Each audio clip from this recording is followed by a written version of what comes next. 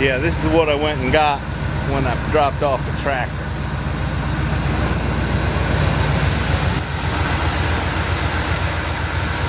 Sounds like it's missing a little bit. It might be on account of that wire right there. But we'll have time to worry about that later, I guess. Pretty sweet, huh? Nobody's put the Mustang back together either. It's not nearly as hot now. A little storm blew up, so maybe maybe I ought to work on it. Or maybe I'll just go cook something because I'm hungry.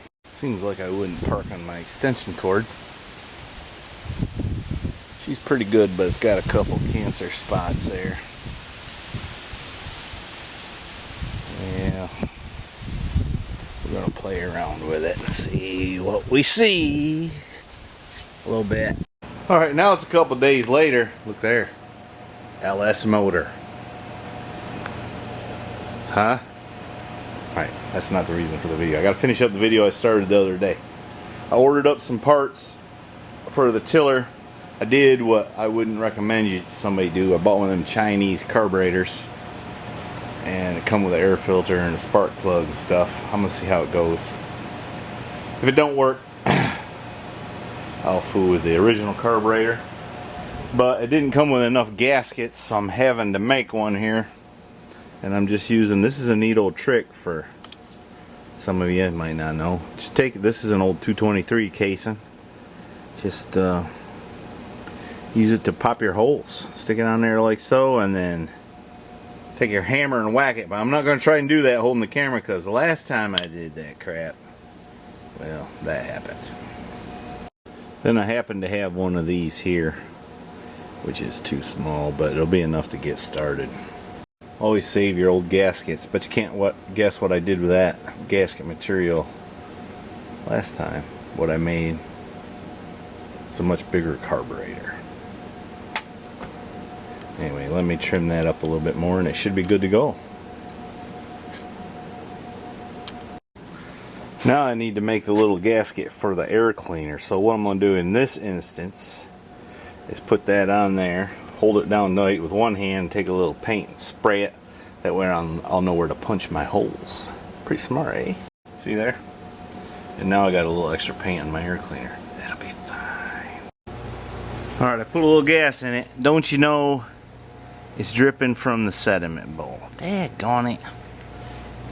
Anyway, it's not dripping from the carburetor though.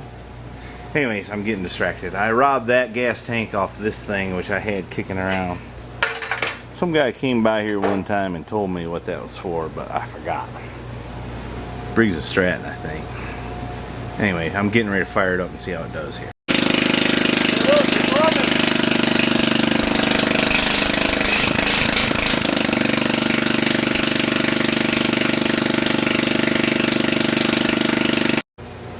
Well, it seems to run pretty good. I think I need to take that cover off though. There's some debris blowing out from under there. It might be a mouse nest in there, which is not good. It'll make them overheat. So I still need to get a muffler. It seems to run pretty darn good though. Yeah, I think that's a success. Now I just need to put some vinegar in my tank, see if I can't get that clean, put the tank on there correctly, and then I noticed I filled the transmission up with oil, and see there, it's leaking out the back on the tine. So before I dive into that, I'm probably going to run it around and make sure everything's okie dokie, and then I'll put some new seals in it. That's my idea anyway. That thing runs better than the old Briggs & Stratton did on the other one. So,